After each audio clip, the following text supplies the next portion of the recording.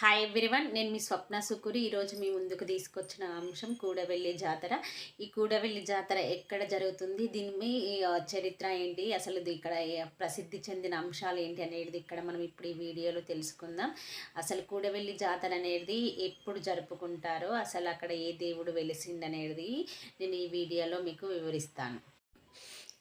ఈరోజు జనవరి 18th, ఈరోజు అమావాస్య. ఇది పుష్యమాసంలో వచ్చే బహుళ పుష్యమి అమావాస్యని మౌని అమావాస్య లేదా చొల్లంగి అమావాస్య అంటారు. ఈ అమావాస్య రోజే మన కూడవెల్లి జాతర అనేది కొనసాగుతుంది. ఇక్కడ ఏంటిదంటే కూడవెల్లిలో శ్రీ రామలింగేశ్వర స్వామి వారు వెలిసారు. ఇక్కడ కూడవెల్లి వాగుకి మాండవి నది అని కూడా పేరు ఉంది. ఎందుకంటే ఇక్కడ మాండవి ఋషి తపస్సు చేయడం వల్ల మాండవి నదిగా దీన్ని పురాణాల్లో చెప్పబడుతుంది. అసలు ఇక్కడ కూడవెల్లి వాగు అనేది సిద్దిపేట జిల్లాలోని దుబ్బాక మండలంలో ఉన్నది. ఇది కూడవెల్లి వాగు జాతర అనేది మౌని అమావాస్య రోజు నుండి దాదాపుగా 3 నుంచి 5 రోజుల వరకు జాతర అనేది జరుగుతుంది. ఇక్కడికి ఈ మౌని అమావాస్య అనేది పితృదేవతలకు చాలా ముఖ్యమైన రోజు అనమాట. ఈరోజు ఎవరైతే పితృదేవతలు ఉంటారో వాళ్ళకు తర్పణాలు వదిలి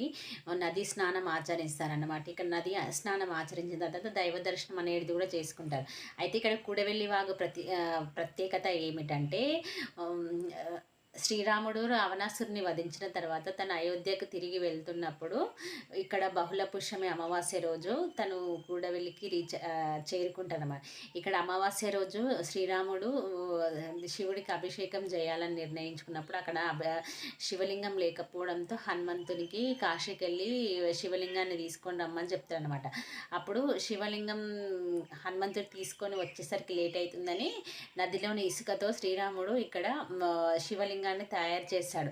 తను తయారు చేసి పూజ శ్రీరాముడు తయారు చేసిన శివలింగంతో పాటు హనుమాన్ తీసుకొచ్చిన కాశీ శివలింగానికి ఒకే పట్టం పైన పెట్టి పూజలు అనేది నిత్య పూజలు అనేది జరుగుతుంది.